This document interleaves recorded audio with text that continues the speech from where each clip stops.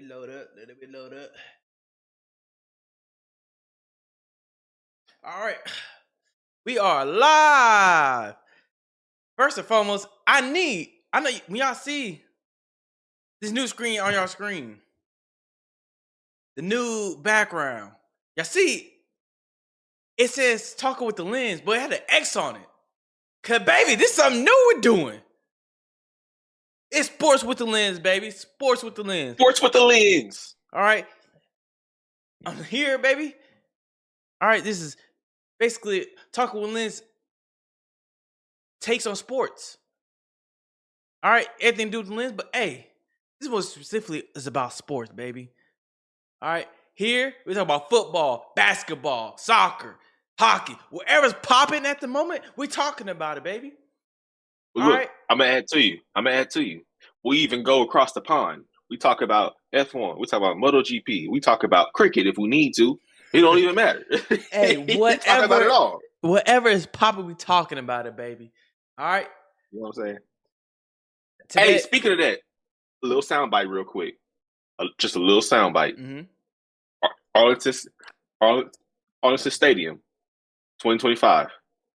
Big things are coming. I have you say that, brother. I have you say that.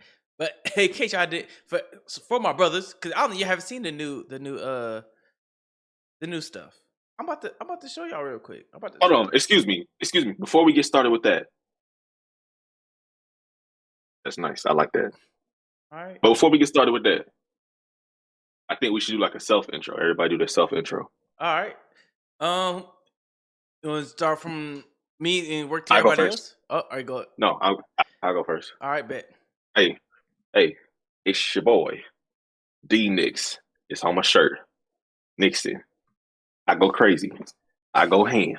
No, I'm just playing. But I do go to the weight room. I do love sports. I do love motorcycles. I do love MotoGP. I love talking about sports.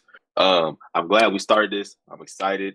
This is the first show. It's only gonna get better from now on. We trying. Hopefully we can get up to a level where we at Nightcap competing with Nightcap. That would be crazy. But that's all I had to say for me. All right, Sam, you want to go next? Nah. You want to go? Got it. All right. Hey, on this show, his name is Sam the Scalpel. He'll be cutting deep. All right, Sam the Scalpel. I like it. Yes. All right. Give me 1 second. Thank you. All right. So, in case y'all don't know who I am, I'm that boy Mike Q, aka Lens Mickus. All right. Here. Oh, she almost started. Do my talk with the lens intro. You know who you are? Who? You Joe off of every Medea movie. That's who you are.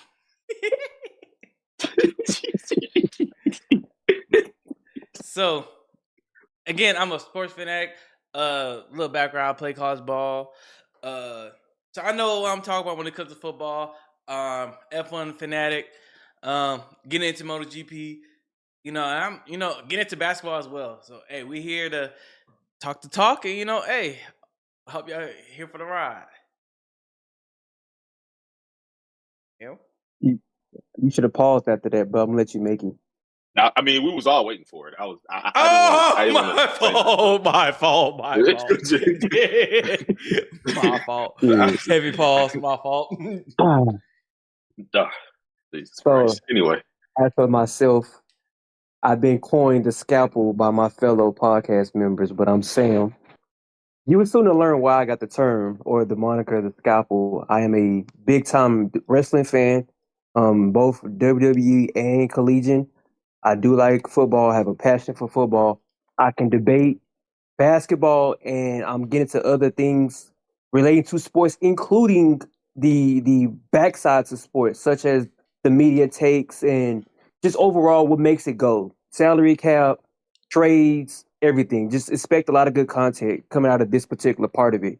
We did this to take the stress off of talking with the lens, because that's more of a broad spectrum. This is more of a specialty. So you get 2 doses of the same type of flavor.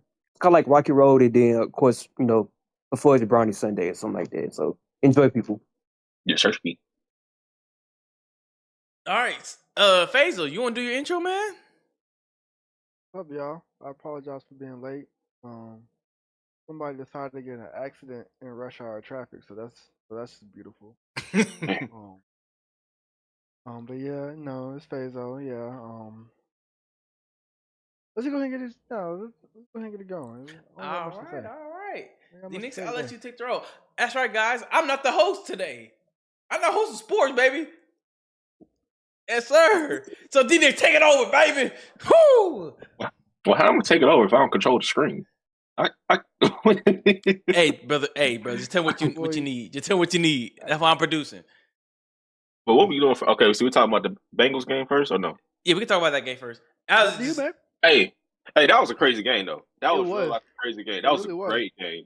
That was. Hey, you seen when Lamar stiff armed him not once but twice, and then threw a dot in the back of the end zone to Likely, right? It was That Likely. was crazy. Yeah, it was.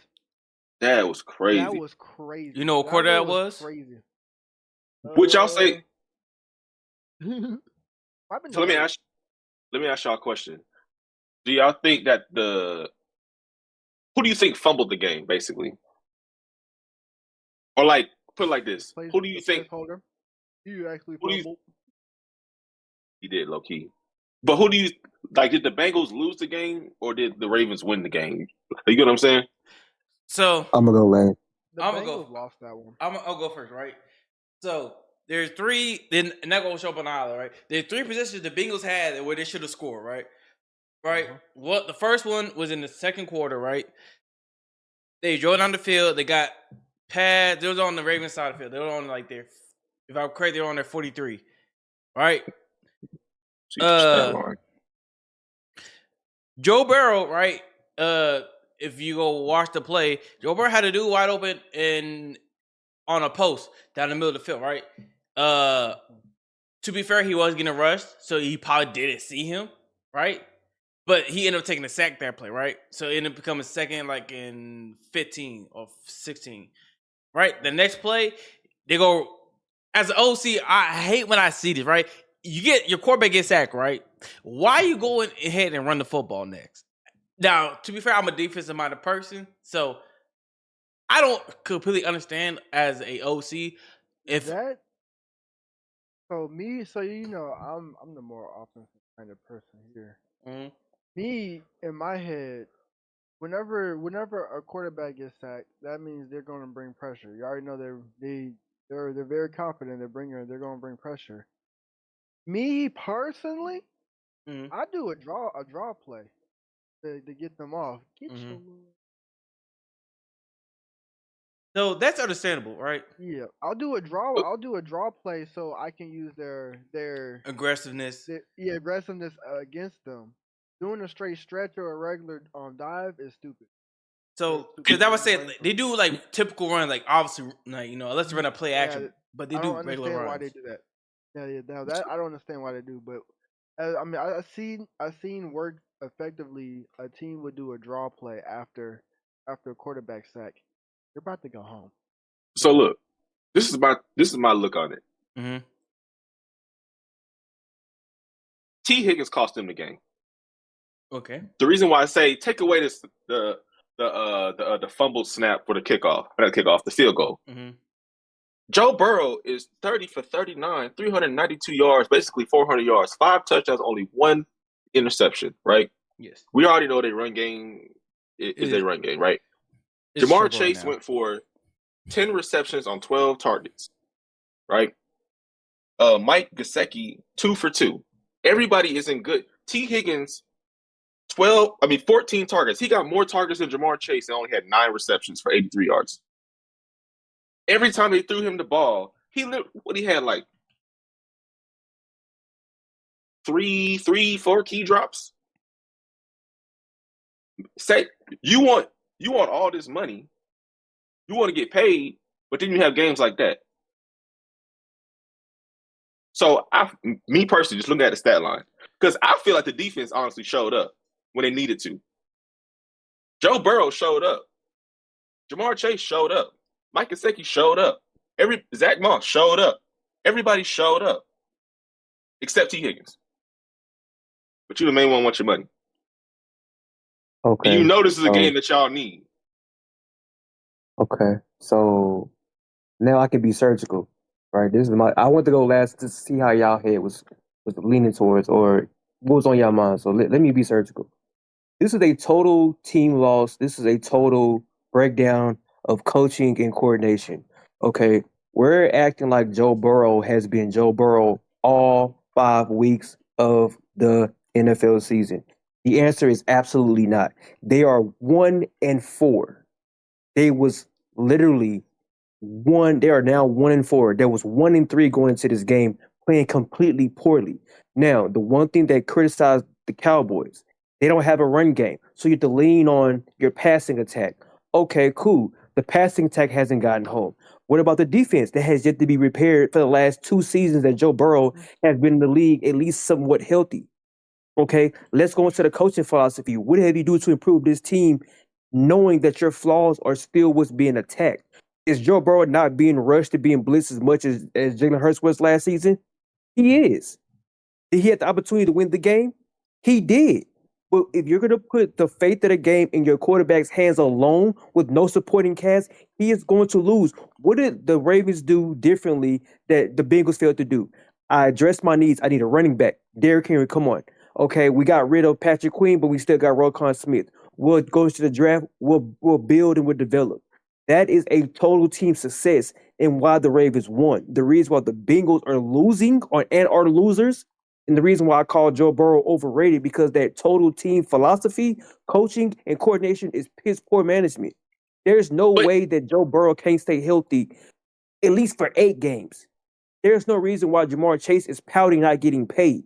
There's no reason why you didn't replace Joe Nixon in free agency. There's no reason why that offensive line has not been repaired. There's no reason why the defense hasn't been repaired. But you want this team to go be competitive in arguably the hardest division of the the AFC? Come on, man. You're asking for this coach to get fired. But my argument to that is, Sam, Mhm. I hear what you're saying. I get what you're saying. I really do. It's a total team Mhm. failure. Yes, it's a total team failure. But you can't in this game. In the other game. I'm talking about this game right here. Okay. You can't tell me 30 for 39 on basically 400 yards passing and 5 TDs is not doing your part. Yeah. Now I know what you're saying with everything else, but besides T. Higgins, and yes, they didn't have a running game, and their offensive line has never been good. Okay. Everybody else showed up for that game. That's why I went to overtime. So I'm gonna tell you this right now. You're not gonna like my answer, right? But I'm gonna give it because it's necessary. I have no excuses for nobody. What did Dallas do versus the Steelers? We had a 1-hour delay. Dak had 3 turnovers, 2 in the red zone. One completely blew my mind and still won the game. And CeeDee Lamb was a non-factor. Jalen Tolbert was the leading receiver, right? Good coaching, good coordination, and most importantly, players who know how the game is going to go. They know how to win when it matters the most. Joe Burrow had that game won, right? Even if it went to overtime, even if he knew that I have to win this game, I can't rely on nobody else because if that's the case, why the fuck is it a shootout? This was literally the highest scoring game the NFL has seen so far. They scored a combined with 70-some points. Yes. Does not sound like, hey, I'm gonna put the faith into the kicker. That should be like, hey, I'm gonna win this the fucking game because right now the flow of the game is too critical for anybody else but me to handle. Me and Jamar got to figure it out, and that's not what happened. But look how the highlights you're saying about Lamar Jackson. He stiffed arm a defender twice and threw a complete dot for a touchdown. Joe Burrow, that is the standard. Dak Prescott throwing the game away and end up winning it. That is the standard for great players. There's no more excuses. You went to the Super Bowl. You got that same fucked up team you took to the Super Bowl. You cost them the game too. So what is he supposed to do? What is Joe Burrow supposed to do? He put up 400 yards, 5 TDs, and literally only missed 9 passes. And those 9 passes that was missed was those most of them was drops by T. Higgins. So what are you supposed to do as a quarterback? Which one was the interception? Which one was the interception? I don't remember that play. I really don't remember that play. Okay, I do you one better, right? It was earlier in the game when he threw that pick. I'll do you one better. I'll go back to that because that's the only quarterback I can think of that is in this category. CeeDee Lamb is getting triple team. I'm not gonna throw you the ball, dude.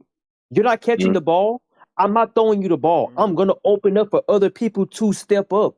Joe Burrow, if you know T. Higgins is not hot, Jamar, it's me and you until we can figure this shit out. That means we got those screens. We gotta run the ball somehow, some way. If we gotta figure this offense out, we gonna do it. But T, you're not it right now. You need to go figure this shit the fuck out. And coach, get his fucking mind right because this is a divisional rival. We gonna see them again. But he And did. the That's last the thing, thing. yeah, and see, and we all know this. Go ahead. The thing is it's like yeah, I think it's like it's like a basketball mindset also. If you keep on shooting and you cold, you ain't hitting nothing. You know, you just can't shoot your way out of certain things. And Thank you. that's something that Higgins should have done. He should just sit himself down and Okay, should there have you go, went to pick. somebody else. So let But me see, see. who's the thing though? The quarterback is still giving him looks. That's That's that like, was like see, that it was a bad that throw was- by that was Burrow. part of- I ain't gonna. I said bad. He was covered. He shouldn't have thrown it. But I'm just confused on y'all saying he only had shit, how many attempts he had? He even had that many attempts, and he dropped. I think you want to see his attempts? Oh, hold on. I got yeah, I'm about to pull it up now. I'm Already looking at got it it. because it was I just on my can't screen. see everything on. You just gotta click on my thing. Click on the actual thing. Whoa, hold on. Yeah, What you mean clicking your thing, bro? What you talking about? What you saying? Okay. Look at so- that. 9 receptions for how many attempts? Bro, T. Higgins had Target. 14 14. targets and 9 receptions. That's what. But bro, you can't just. I hear what you're saying, But but in order he still to had the most relieve drops Jamar out of the Chase, team. He still took in Go order ahead. to relieve Jamar Chase, you can't just drop back and keep throwing to Jamar. They're gonna start. He's already getting double teamed most of the time. So if you just completely X out T. Higgins, now me as a DB in the mindset, not D. Mike, you can attest to this or not. You're not even throwing that way, so I'm not even worrying about that over there because he done dropped multiple passes, and on top of that, you ain't even looking his way. So if I'm a safety and I'm on the left hash and Chase is on the right hash, I'm sitting center field. I'm sliding a little bit. I'm cheating over to the right hash. I ain't worrying about T because you ain't drawing up no plays for him. And if you do, we can just rally to him. He may get like 1, 2, 3 yards or whatever if he catch the ball because he's been dropping them. Okay, so here's the problem with that, right? So you got T. Higgins. He had 4 targets, 9 receptions for 83 yards. He averaged 9.2 per catch and 2 touchdowns. That's production. That was like a problem to me. But let me look at the other targets. So why did Mike Gesicki get any more looks? When he had 2 targets that whole game? Because Mike Gesicki is not the main person they try to get the ball to. I know where you're going. Uh-huh. How about Zach Moss? Why we not running screens from Zach Moss? He had 4 targets, three catches. He averaged 9.3 a catch, and he had 28 yards while he wasn't getting going. Because that's not their strengths. Their strengths is out wide. Again, coordinating, coaching. There's no reason you didn't focus on the weapon. But at the same time, as a defensive coordinator, they're gonna trying to stop your strengths. Yeah, Hey, but can I say one thing? Right, one thing we're failing to realize. Right, you gotta realize every team goes to a game with a game plan. Right, yes, they can avert from it. Right, but if the running back or the tight end not in that game plan for that week, you're not going to all of a sudden in the middle of a game be like, all right, bro, we just going to start focusing him. All we're going to do is start maybe calling more plays. Are you talking about from the defensive end or the offensive end? On the offensive end. You're not going to just switch up your whole game plan. Like you don't see that very often where a team switches up their whole, like let's say, right, running back having a great night, right? We're not going to switch up. We might be a pass first team, right? We're going to still throw the football heavy, but the amount of touches he might be getting that night will be slightly a bit more. Slightly. Okay. So let's say he averaged like 15 touches. Tonight he might get 20. He might get 25. He might get extra 10 touches because he's having a good night. So Mike, once again, I don't have any excuses. Like I said, this is the scalpel talking now. I don't have any excuses. I don't have any mercy because this is why. Even though you have a primary game plan, you always play to what the game flow is. The game plan only matters until the game starts. And that shit can go south real quick. For example, I've heard you and D Nix talk about times where you have to switch assignments. it wasn't because one was playing bad, but the game flow was dictating that one of y'all was better suited in one area and the other suited was in a different area. I'm looking at the Cowboys. They were against the Steelers, arguably a tough defense. Every single target I can name, literally, I'm counting maybe 10 players average more than 10 yards a catch from Dak Prescott. And CeeDee Lamb was one of them. You incorporate everybody. You scheme for what the game is giving you. That's why having repetitions and having backup plans and just going with the game flow is important. That's good coaching. Good coaching, good coordinators ensure if shit hits the fan, we're not getting shitted on. That's not what happened with that's not what was going on with the Bengals. They're relying too much on star power. You open up the playbook when one of your stars is being overlooked. You should be like, okay, we can go run this like we did in training camp.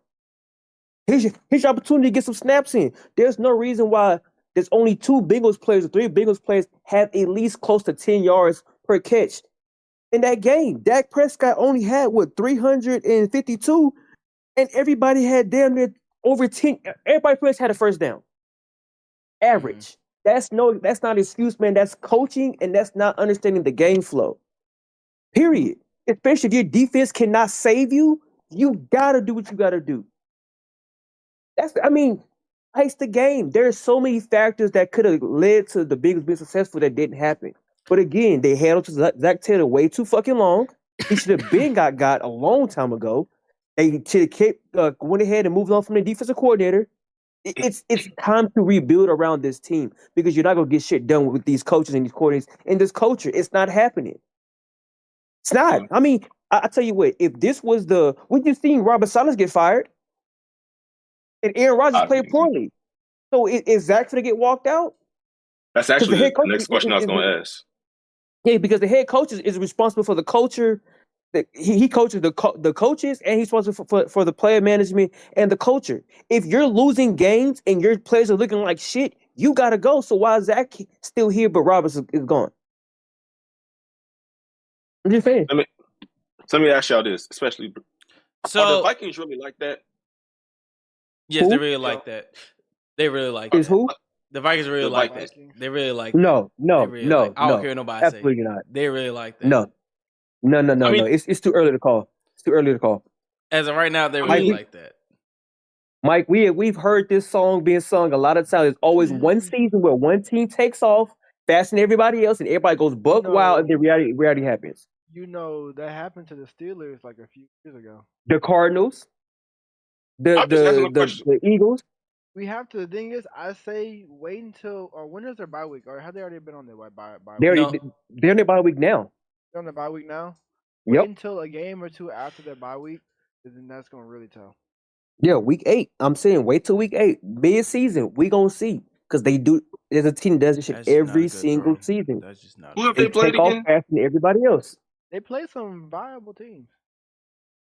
But like I know, we all know this. It takes teams training camp and off season. All that shit takes time to mesh into. Some players microwave faster than others, but those teams that go up to a fast start, they struggle going to the playoffs. We've seen it every season. It's the teams that get hot after week 8 we're afraid of. The 49ers is a prime example. Yeah. Listen, both their seasons so far with even with Brock Purdy, it was always 2-3 or 3-4. They was always losing, and then here they are in this fucking championship later on because they clicked at the right time. I don't trust no team that's winning. It's too early to call. So you're saying the only reason they won that game is because Aaron Rodgers had a shitty ass game, basically? Yeah, Aaron Rodgers is the problem, but again, I don't take him seriously because it's not that time right now. We ain't even at the trade deadline yet. We're still getting to understand what's going on with the game. It's too early to call. I mean, are they nice? Yes, but Aaron Donald is going to be Aaron Donald, and we know exactly what that means. It's a matter of time. Okay. Well, Mike, I'm gonna go to you. What happened with your Saints, man? All right. Let me pull it over there. All right. I'm gonna tell you what happened. All right. Last week. Was it not just last week? He was talking crazy. I was talking crazy, bro. But to be fair, I was being a fan, not being a sports guy at that point. I was being a fan, right? So I'm gonna tell you what's going on with the Saints, right? One, right, injury, right? Sam kind of brought it up before the podcast started, right? We're dealing with heavy injury, right? We have 3 offensive linemen out, our starting quarterback out. We have our center of our defense out of the game. He's out. Taysom Hill out, who had become a very viable, like a very important piece to our offense, is out. We have a cornerback out. We have a defensive lineman out. Like, the injuries are stacking up on us right now. And okay, but that's not what I'm asking. I'm talking about why it's not working. So why y'all keep trying to bomb it down the field every other play? Derek Carr. So to be fair, right? For a reason. To be fair, right? When we hired this OC we got now, right? He said he wanted to make it really simple for Derek Carr.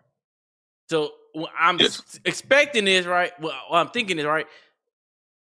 He got 2 reads, right? If read 1 not open, he throws it automatically to route 2, right? And to be fair, That's I think terrible. It is. And also he does what we do like we do when you play with Tyreek Hill and Madden, right? Tyreek Hill down with someone, right? That was fuck Derek Carr doing with Shaheed. Yep. He said Shaheed is down there somewhere, and he thinks that. So basically, what he's saying is my player better than yours. So I'm gonna throw it down there because I feel like he can outrun everybody on this field right now. Yeah, but that only works when you don't have Chris Jones in your face as soon as you take 1 step back. But to be fair, the 3 games we lost, we have our first round pick is out. Who been blocking him? Who actually first 2 games he looked great. So I've never seen a defense shut down y'all best player, and then on top of that, being able to defend elitely the pass. Yes, shut down both operations of your offense. So, like I said, to the T. I'm gonna say this one thing about Alvin Kamara, right? One thing I had never seen in Saints history is us do well with just one running back. There gotta be a second running back there always gotta be a second running back who could take some of that load off that first running back. All right, we have Mark Ingram. All right, we had Alvin Kamara, right? Sproles. Yep. And Sproles, right? But before Mark Ingram and Sproles, it was Sproles and what's his name?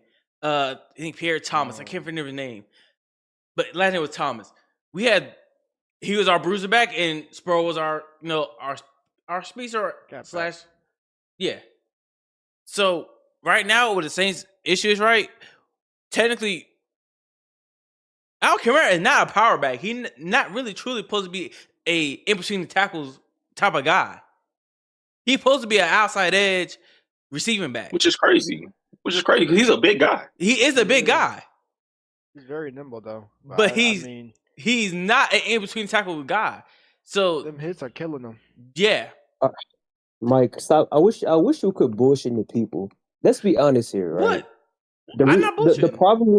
The problem with the Saints. I'm just messing with you. The problem with the Saints, from what I'm seeing, right? I'm not a fan. I'm just an analyst, right? I'm just reading to the subject. Derek Carr is a victim of same thing Jalen Hurts is going through, right? He hasn't held on to a coordinator or a coach for long periods of time to mesh with. Now, granted, he's reunited back with Dennis Allen, but Dennis Allen is a defensive-minded head coach. Yep. Sure cool. Okay, so tell me this: outside of John Gruden, what system is he a disciple of? Because I don't think fans don't understand this, but not every player can fit into a certain type of scheme. Derek Carr is not a high-paced West Coast offense guy that you can throw a Shanahan system into. He's not going to make it because he has to be comfortable with that pressure coming every single snap at random times. That's not him. Derek Carr has never been the type of quarterback you want under pressure. He's going to make a mistake. Even with a good offensive line, he is going to make a mistake. He is a sit back, read and react. That system they run with Clint Kubiak is get it out quick. He's not that kind of guy. He likes to bomb it downfield. So what I think the problem was, way too long. Yeah, but see, that's what he's used to. That's what he's used to. That's how John Gruden groomed him. No pause. But that's how he was. That's how he was developed. He was developed to be that read and react, field general. You're asking him to be an improviser. That's not his Yeah. strong suit. Now, I can tell you what you should have done. If you'd have flipped Baker Mayfield with Derek Carr, you would have no complaints right now. No, Tell me I'm lying. I feel I'm not like, lying. Yeah, that's I ain't gonna lie to you. Yeah, I love that Baker Mayfield right now. that But would see, be a great fit. that's my problem, right? That's why I get on people for the schemes. Like the players is one thing, but that Shanahan style, that's not for everybody. You can't just say, "Oh, yeah, let me get one of them Shanahan disciples to run this shit." You gotta have the players that are able to develop in that scheme, which takes time. Y'all ran that shit too early. You opened the playbook, and that pace was too quick. Hence why you have all these injuries. Goddamn, not McCaffrey, but give me a running back. Fucking Alvin Kamara. Kamara. Oblique issue, ankle issue. You're gonna fuck around and lose Chris Olave soon. You're gonna lose Rasheed at some point. You already lost all damn near 3 starting linemen. It's a system that does not have forgiveness if you are not a disciple of it because it's asking too much on a short period of time. That's like going from a marathon runner to a sprinter. Jesus. Just Difference. locked them up. Bro, And on like top I'm of it, y'all seeing, played Dallas and y'all went all in with the stupid. But that's just me. bro, like literally, I don't know what's wrong with y'all defense. Y'all just couldn't stop them tight ends at all. Like, I ain't gonna lie. but I understand it was a Patrick Mahomes effect at the same time, but still, I mean, it was times they had no receivers on the field, all tight ends. The 4 I- tight ends. I ain't gonna. That shit was funny. So one thing I'm gonna give Patrick Mahomes, bro. I'm gonna give props on one thing, bro. Them motherfuckers is escape artists, bro. Like Yeah, I mean, I watch him play and I watch him escape passes all the time. But I want to post that how many pressures he had and how many sacks he had. This man got pressure a lot throughout that game, and almost every time he got pressured, he was out of there. But my thing is, as a DB, if I see that there's 4 tight ends, I'm not worrying about getting beat deep, right? Now I know what you're gonna say. Oh, scramble, it can work. This and that. But like, I'd rather just play man up and not have to give up because they kept attacking the center of y'all defense. Yes. The whole night. Like y'all tried to play like a cover 2 the whole night, and it wasn't working. Like they just literally kept attacking. Now I understand the scramble drill and all the other stuff, but I mean the one thing that could defend the scramble drill is man. I feel like because apparently the zone wasn't working. So let me say one thing. We're typically a man team. I don't know why we came into this game not running man. So, but I did do the injuries, right? Because typically speaking, right, the Saints defense, we had to Dennis Allen, bro. He's heavy pressure, heavy man. He said, if you're going to beat me, you're going to beat me over the top of my head. Yeah. Like that had Dennis Allen.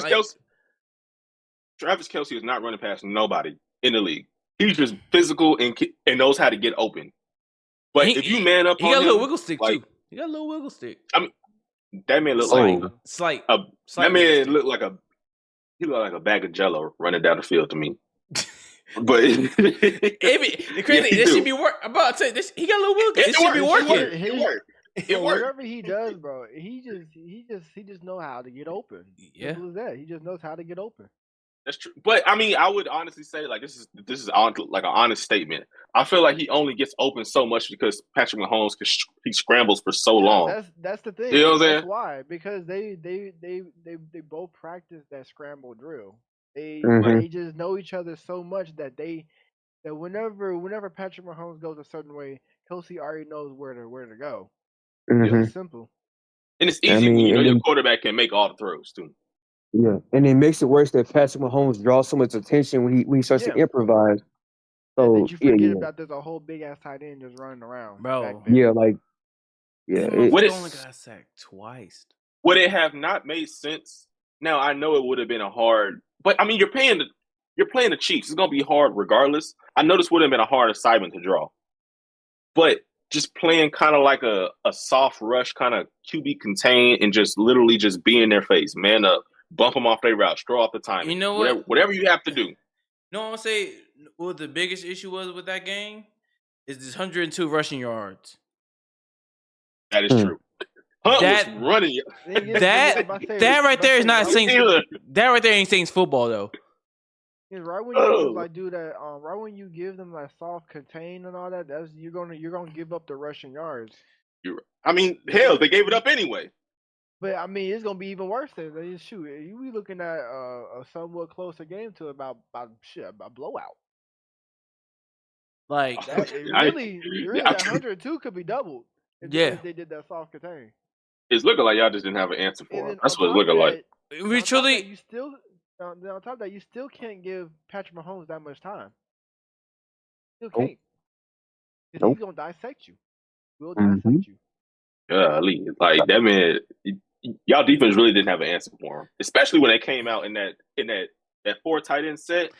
They can run the ball and they can play action and they can just run regular routes. One thing you say, Yeah, bro, I- we don't see that shit in film. That shit look a little confusing. Dimitri, you can I understand see. that. We don't see that shit in film. That shit look a little confused. Like, hey, these motherfuckers never read this shit. We had practice this shit. What the fuck going See, on? Mike, I would argue this too, and again, this is kind of another knock from when I was, ripping up the Bengals. Y'all did the same thing the Bengals did. You force fed one player the whole entire game. Like Chris Olave only had two receptions for 6 targets, right? And y'all focused solely on Rashid Shaheed. That for his name to be running like that is criminal. He was y'all leading receiver, and everybody else just got lackluster targets. Actually, not gonna- our leading receiver was Alvin Kamara. No, it wasn't. I'm looking at the stats. I'm looking at it right now. Your leading, listen, Rashid Shaheed had 86 yards. Alvin Kamara had 40. I don't know in what world does 40 is more than 80, but you let me know on the back end. According my fault. to- I'm looking at receptions. My fault. Yeah, I'm saying in terms of production and the receiving, he was y'all's best receiver. But here you are with Chris Olave, who only has 4 targets for 2 yards. I mean, for 4 targets, 2 receptions for 10 yards. How the fuck your best receiver would have 10 yards is mind-boggling. Can I say one thing? That Nick. No, My fault. but go My ahead. fault. He's gonna leave after his rookie contract ends. He's leaving. I do not see Chris Olave staying with the Saints. He gonna stay. He's not gonna stay.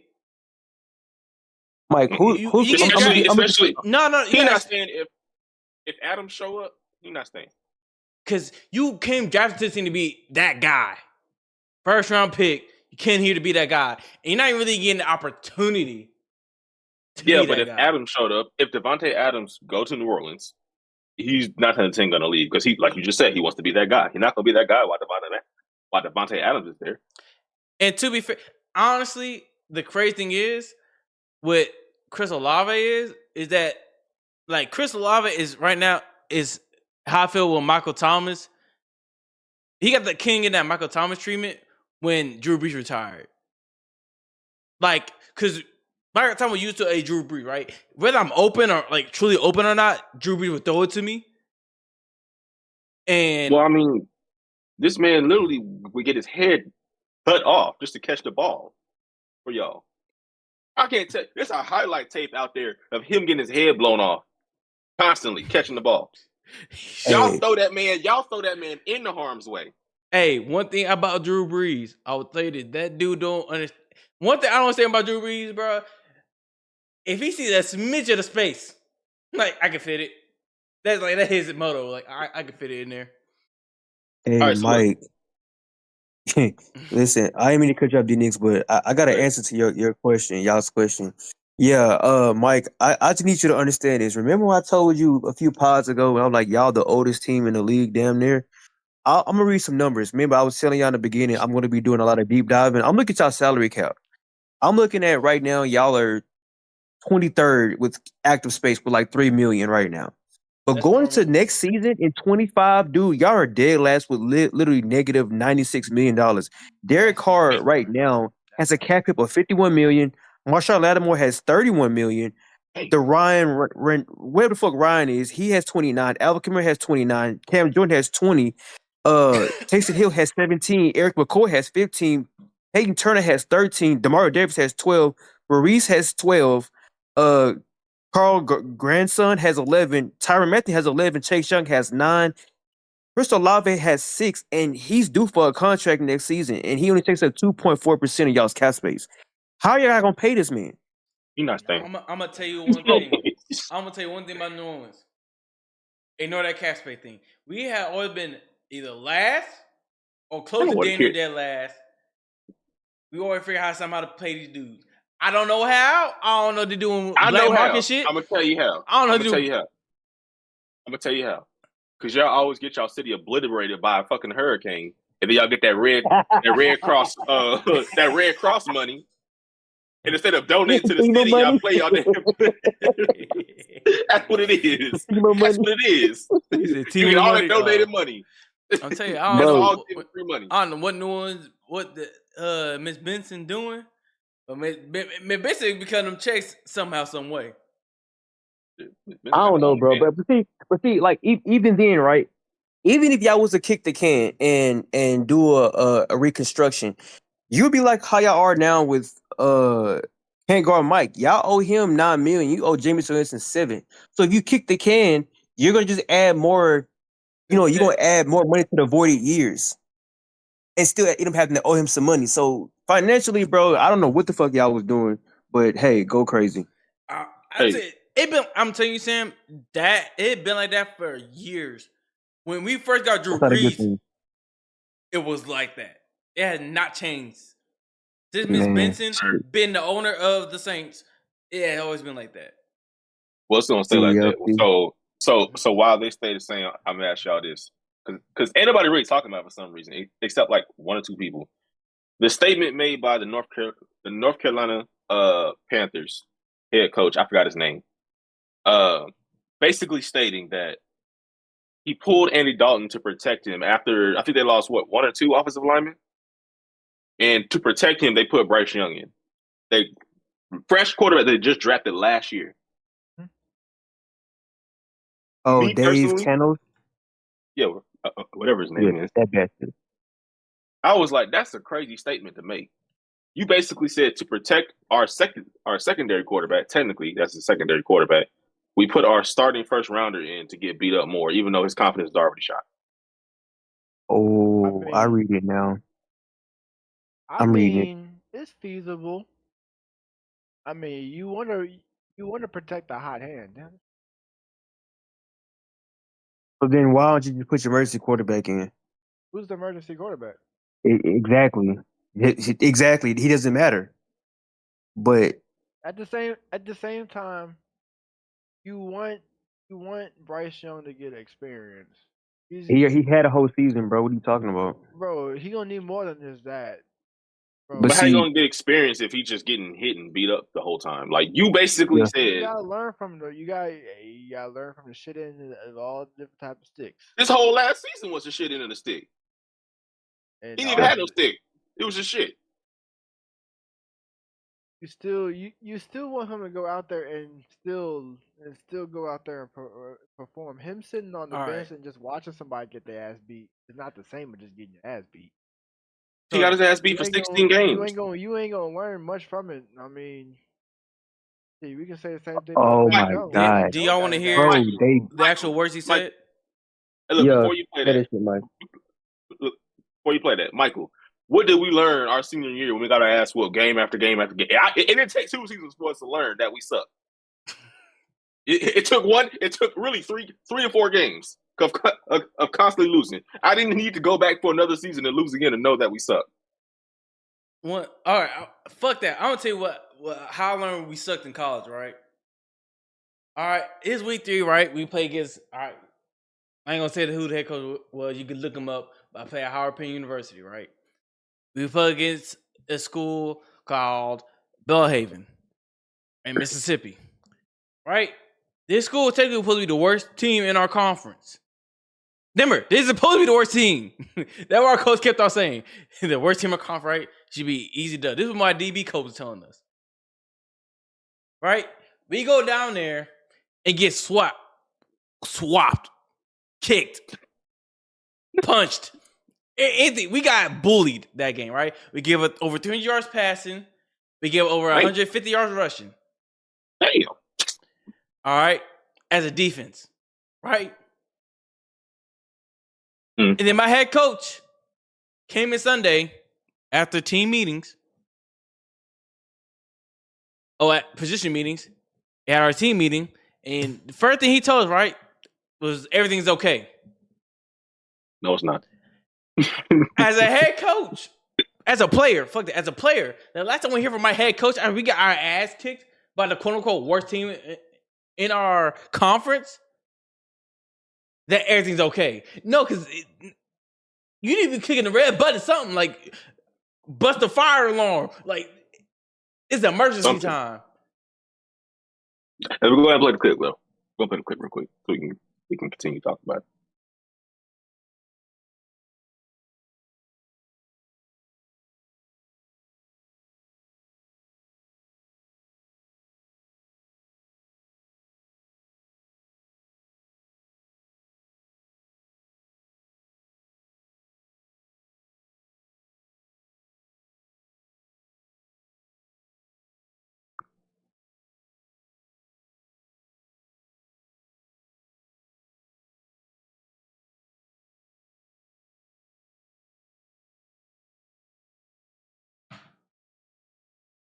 Come on, man.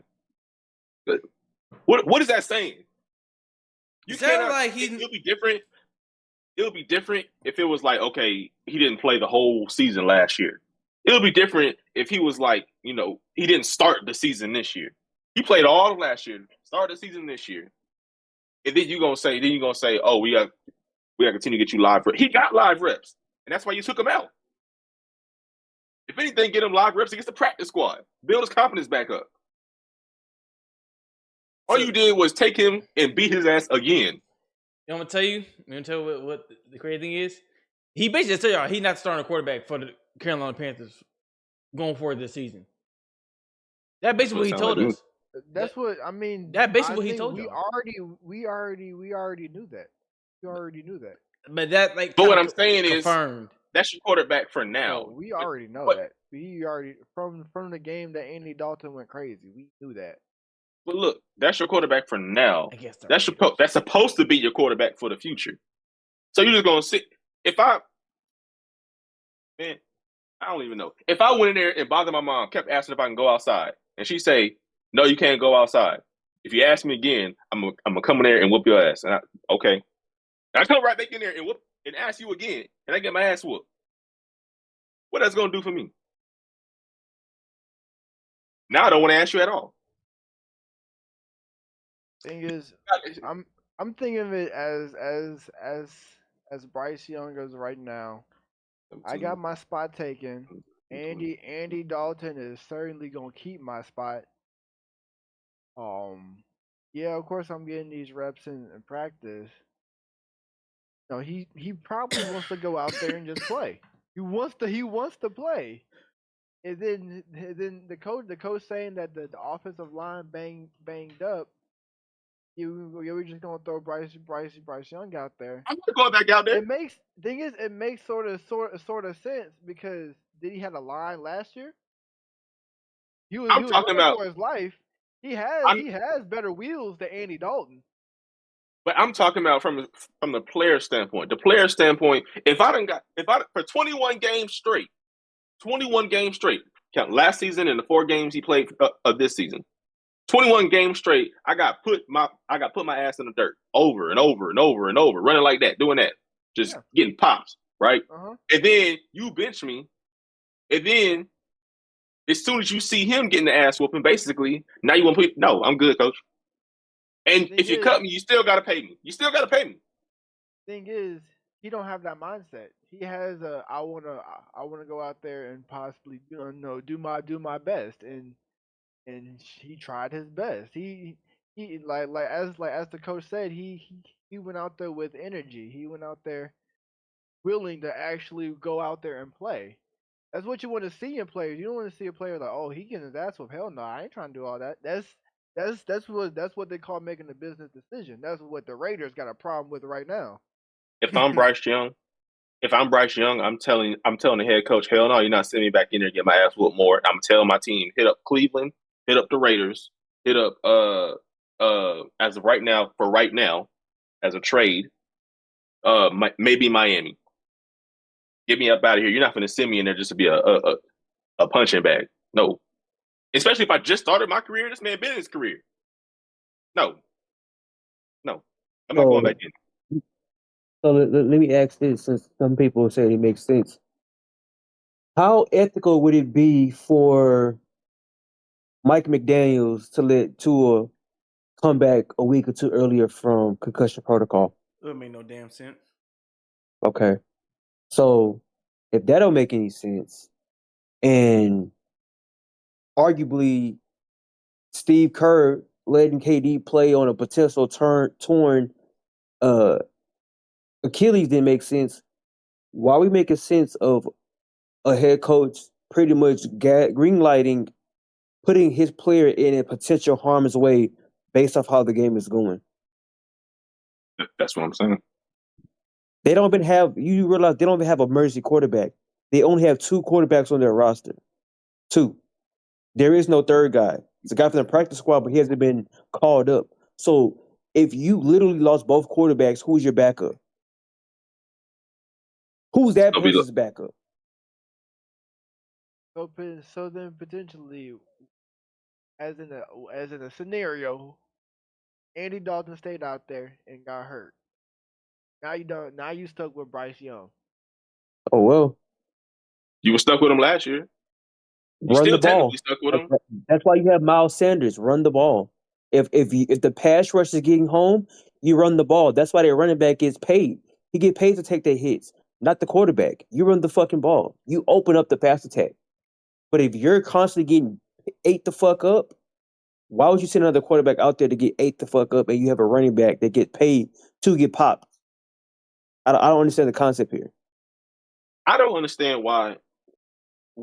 Thing is, I feel It's- I understand that part too, of the running back and all that. They're low on running backs as of right now. Also, Brooks still haven't came back off of IR from tearing his knee up in Texas. They but have they're I think they literally only have like 2 running backs. But it's easier to Let me find see. a running back. It's easier to find a running back than a quarterback. Also, They have And got it's cheap. 4 running backs currently. They got 4 running backs, so they're not short on running backs. They got Miles Sanders, Hubbard, Chuba Hubbard, weird ass name, Mike Bowman, what's this? Raheem Blackshear. okay, yeah. I mean, again, you protect the quarterback. You protect the quarterback from the pass rush by either blocking better or running the ball. That's just They can't block for nothing. well. Hey, I'd rather have a tackle for loss than have a potential sack that ruins my season. So they At least rather somebody watch. getting that touch. So they rather. Correct me if I'm wrong, Sam. When I say this, they rather watch Bryce Young get beat up all season long last year, not pull him out. Just watch him take hit after hit. He's not that big. What are you like?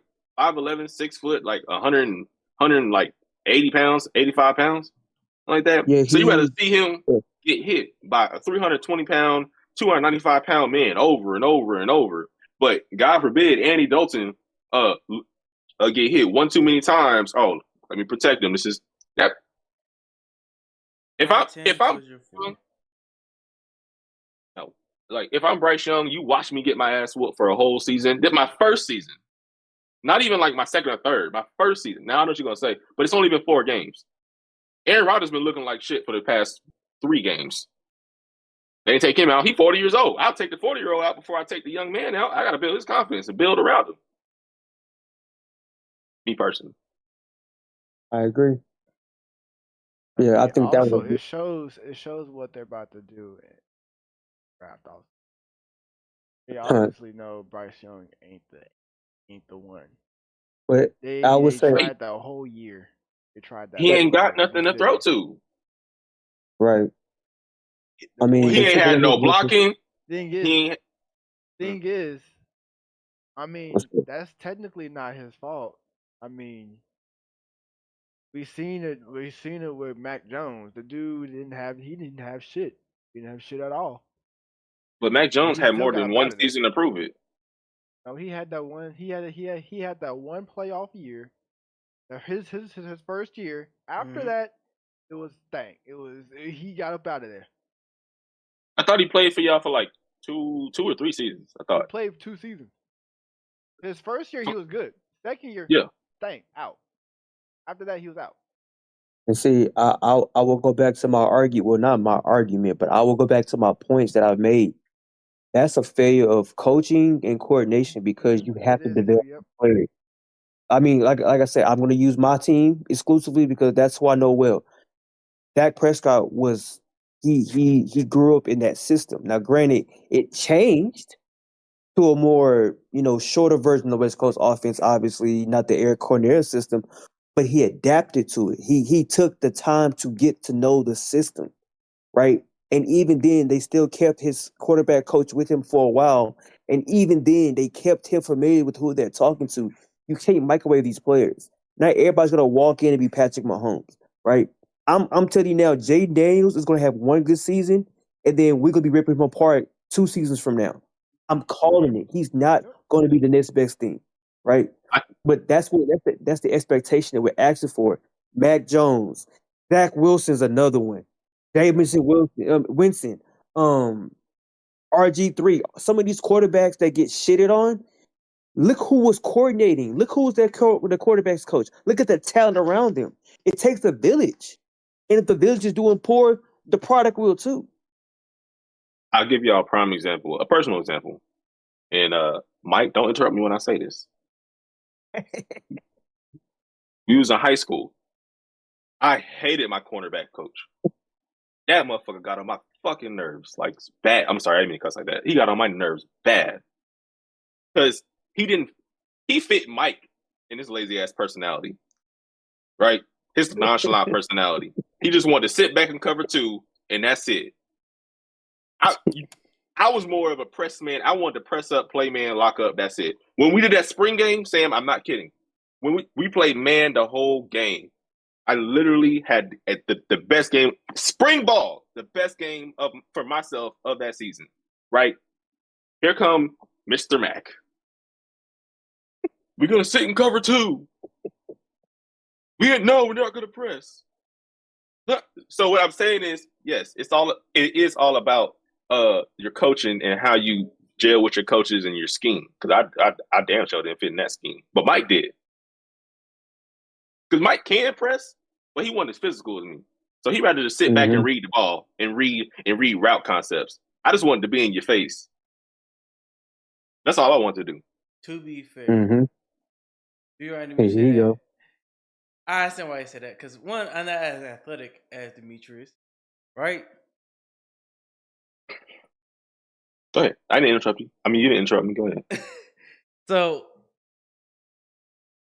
when it comes to the scheme run, first of all, it was Coach Mack who ran the scheme. Really, Coach A, that was his scheme. He the one who forced us into cover two because he didn't trust the DBs would be able to run man the whole game. But I did actually. to be fair, I mean, He's another DB. yeah, let's say, brother, I wasn't gonna run a man the whole game. I'm about to say then you want Houston short ass getting cooked. getting head top.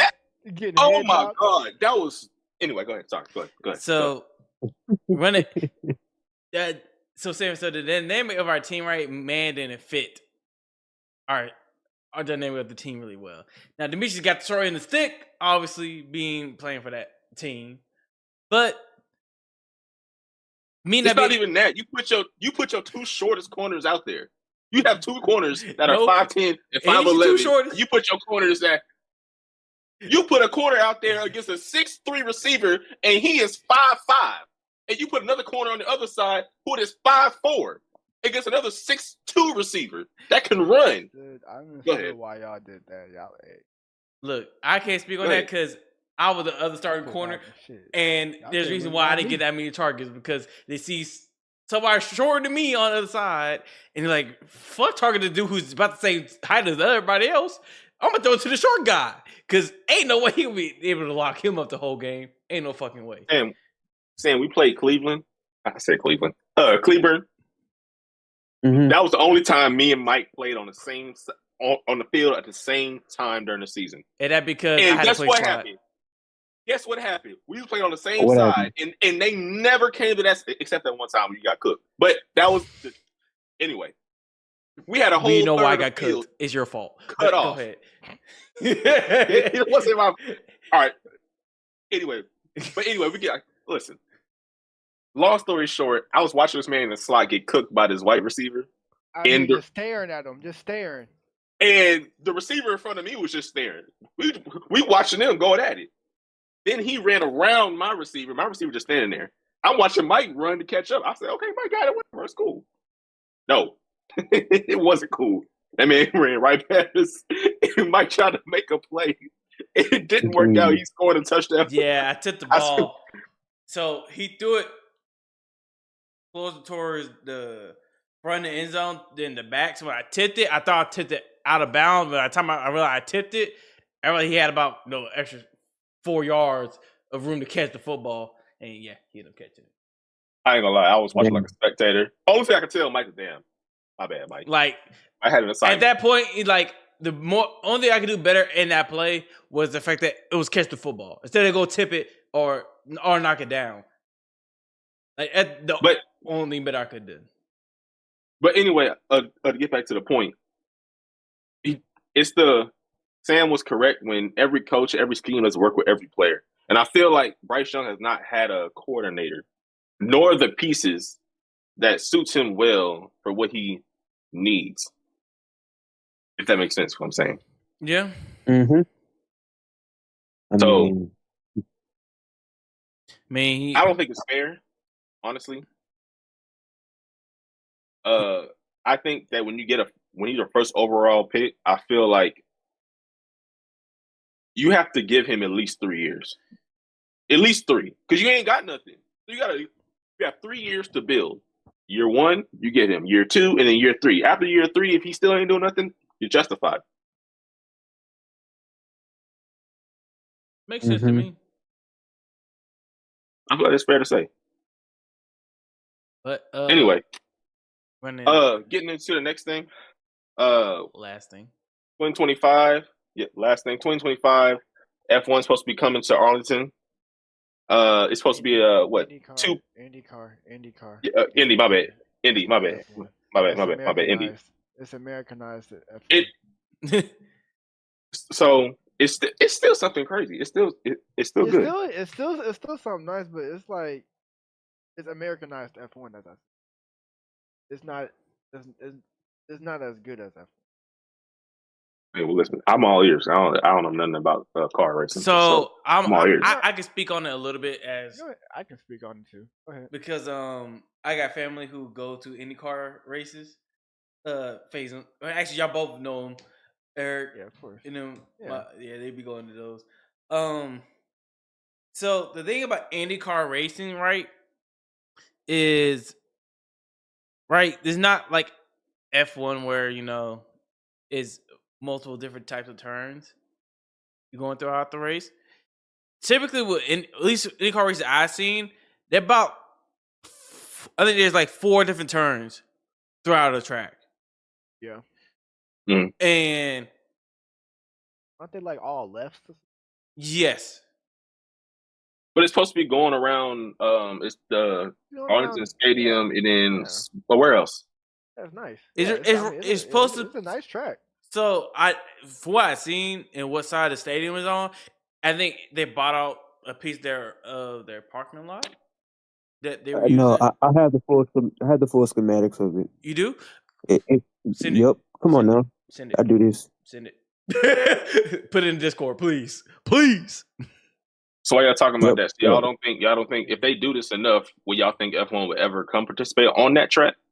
No. Yep. They had to redo the track. Fuck no. First off, we got Austin. And they're not finna no. Well, no. Phaeton. No. Phaeton. They're not going to because bro, they're already pissed enough about the Vegas. Because Vegas was a straight shit show. We don't have that many of tracks of even to be in F1. Our main notable track is the Austin one. There's another one, the Austin one, and there's another track that we actually have Miami. in the States. That is no, not Miami. But there's another one. There's an actual another one that they don't even use no more. I forgot. I forgot Oh, what state's freaking it in. There's another track that's actually viable that they would rather people would rather see that track than Vegas. I wouldn't mind either. So I think it's like in I forgot what states it's in. correct me if But I'm Hey, wrong, Fathin. check, The check, check the recorded chat. It's in there. The schematics. It's. I like the idea of it. It's going to be circling around two different stadiums, Arlington and Global Life Field. thing is, like a track like that, like hold on, let me look at it. But a track like that wouldn't do F1 well because just looking at the dynamic of an F1 track is very complex and difficult. There has to be certain amount of miles of a straight so they can have DRS. There certain have to be certain turns, kincades, it's different different type of turns. I ain't gonna lie. You know, I like that track because that track shows like I like That's like I would say that would be a good IndyCar. So that A turn good IndyCar 6 race. That's will gonna be an issue in F1. let me see. That Yeah, that big yes. is that big U Yeah. will be an issue in F1 because they're driving too fast. I think Because that would be great Is for that and MotoGP though. then that long straight, the corner 9 to 10 is a hell nah. It is oh a hell nah. look, have that, but that's It's so a hell nah. so to be fair, right?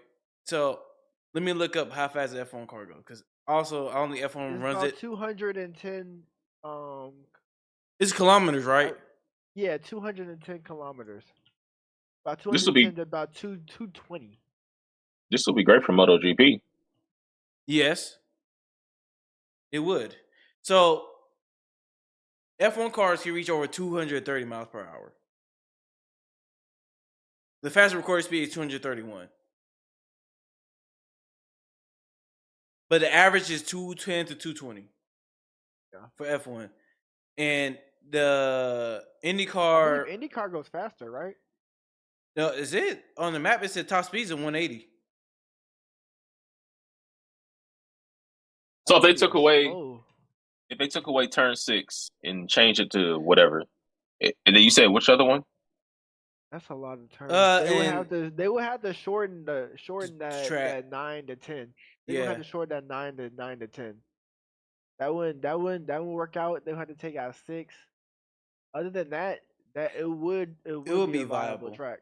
Yeah. It would be a viable track. Definitely that turn to 4 to 5 is wonderful. But then you have to make the 5 corner. The 5 corner is gonna have to be a little more tighter, like how it is for like corner 8. Make it like a more tighter corner, so they will actually slow down because they would put in too much speed. They would put in too much speed in for that corner 6. Okay. Ain't gonna lie. It's just 9 10 is too long. That acts for Yeah, that's accidents in very too F1. long. That is very too long. You ask, bro. That acts for accidents That's in way F1. too long of a DRS. That's Because a way too long of a DRS, and then you're pretty much telling them to stop on a dime on corner 10 Is while that you're a bringing street? in, huh? Is that a street or a highway? The highway. 9 and 10. Look at That no looks like street. what street is that? No, that's a street. That's that look like ballpark. Yeah. Okay. Yeah, that's ballpark. So Hmm. That's that street that's going through Texas Live. okay. I know you're talking Yeah, about now. yeah, it's right We through the good. hotel Texas Live. Yeah, that's ballpark. Hmm. That's Randall. That's that. No, I lied. That's Randall Mill. That's Randall Mill because that's because the Walmart's in the top left. Look at me. Oh, This it is ain't my Walmart area. on This top my left. You're homeboy area. right. Yeah, this is my homeboy area. Hmm. But yeah, that's Remember Randall them Mill. days? That's a long road. That's a long. That's think about it. That's a Like long driving road. that's a long ass road. That's a long ass straight. That shit long as hell. So what they gonna do about the curbs? They going the curbs are probably going to be covered. It's gonna be covered. Yeah. Yeah, curbs are gonna be covered like how they do for Vegas. Hmm. But again, like streets. Okay. Also, another thing for F1, street circuits they're very loved or they're very hated. We like Monaco is a very loved street circuit. Vegas is a very hated street circuit. Miami, Miami only gets by because it's a tourist attraction type city. That's the only reason why, and the They're track like, is okay. The track is literally just okay. yeah. I think the racers They- love the atmosphere as far as being in Miami Yes, versus yes, the but I actual say, track. yes, exactly. They love the atmosphere of being in Miami. I think they full out just straight at hated Vegas because one, it was cold. It was cold as hell. The track was piss poor. The environment was somewhat trash because it was cold. Ain't nobody out there. And then like the track itself, like as in the track quality, the condition of the track was trash. The track itself, as it was made, was trash. Like they didn't enjoy it. I didn't watch this. I don't And I don't know us, what the and track the looked thing like. is, us already having Austin, they wouldn't double deck it. They wouldn't double deck it. Yeah, it's Y'all race at Coda too? Huh? Huh? Y'all race at Coda too? No. Yeah. Well, I don't wait, think what? they do. Where? Coda in Austin. Oh, yeah, that's the track. Yeah, Oh, that's that's true, that's yeah. the awesome track. Yeah, that's the I didn't awesome know y'all track. raced there. Yeah, that's the awesome track. All the they fitting in them turn. Yeah, okay, never mind. To be fair, the track probably widens depending on who's racing. Because they don't just leave the track alone. They actually work on track before races. But yeah, Oh, that's okay. the Austin track. Yeah, that's the track that F1 runs. Yeah. And they actually they barely even like that track, to be honest with you. They want to get rid of Texas and they want to get rid of Vegas. They want to keep Miami because Miami cool. I think they wanted to replace I gotta find the track. I think they wanted the Canadian track actually.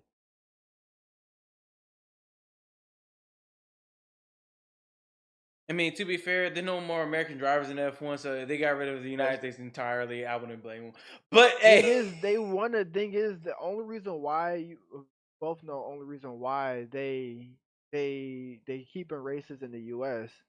And that's ESPN. just not even it's not even that. Money. It's to bring in more like because F1 International isn't viewership. big in the US. I'm about to say F1 is not big in the US because you see most of the races, most of the pre's are way out of country. We're talking about Abu Dhabi. We're talking about freaking China, Yeah, the China race. The China one's nice. China, Japan. We talking about the Japan one. We talking about like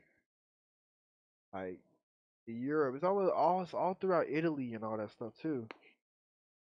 But Europe have had most of one the tracks at- though. They do. But it's more of a Europe sport than anything else, so it makes sense. Most of the drivers, majority of the drivers are European. You ever a track in Australia? I think I think it might be too hot. It could be. It just hit me. It just hit me out of nowhere. Yeah, actually, Dina, they don't have a MotoGP track in Australia, do they? No. It might be. You're right. No. It might be too hot. That's why they have all their races in Qatar at night. Yeah, that's At least for the same reason why they have the Saudi Arabia race at night. Freaking Yeah. start with the M. The what? Don't the race start with the M? N? M? Yeah. For the The Saudi Arabia is like Mo. Saudi Arabia? Started.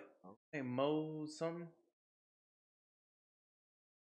you talking about MotoGP. No, No, F1. That's no. Magello. I know what you talking about, D-Nix. Hold on, it's like on the. It's Monza, right? Monza. No, Monza. No, Monza is not. No, Monza is somewhere else. I can't remember. Cool. But It's Why he- literally it's just literally called Saudi Arabia. Why you looking for that? Hey. No, that's literally what that's literally what the track is called, Saudi Arabian. Oh, okay. But It's literally, yeah, it's literally it's called time, that. y'all. All right. Bonza, you. I'm hold closing on. out. I'm closing out today too. Yeah. Yeah, I know. Bonza in Italy. I don't know what you're talking. What the fuck Mike, was I talking? that's another deduction from your percentage. What? What you talking about, bro? What you talking about? What is the deduction? Yeah, I mean, first of all, you the one Listen, that said it's I, over. I mean, I was gonna tell you, Mike, huh? right now, you're I don't know if you're Doc Rivers or Tyronn Lue, but you need to figure it out. All right. Cut off your phone. So I gotta close it out. All right. Again, thank y'all for our first ever sports podcast. Make sure y'all comment, like, subscribe. This podcast will be under this Talking with Lens umbrella, but look up Sports with the Lens. That's how you'll find this podcast. Sports with the Lens. All right, buzzsprout.com/sports with the lens. All right. Again, this podcast is on all same platforms Talking with Lens is on. All right. So make sure y'all go check it out. Y'all still be able to comment fan mail like you do with Talking with Lens. Everything's basically the same. So again, go check it out. Support this pod. Like I do support Talking with the Lens. And we'll catch y'all next time when we're talking about the motherfucking sports, my boy. See, I'm supposed to know that whole last paragraph. I'll write it down for you. How about that? But deuces. Goodbye. Horrible.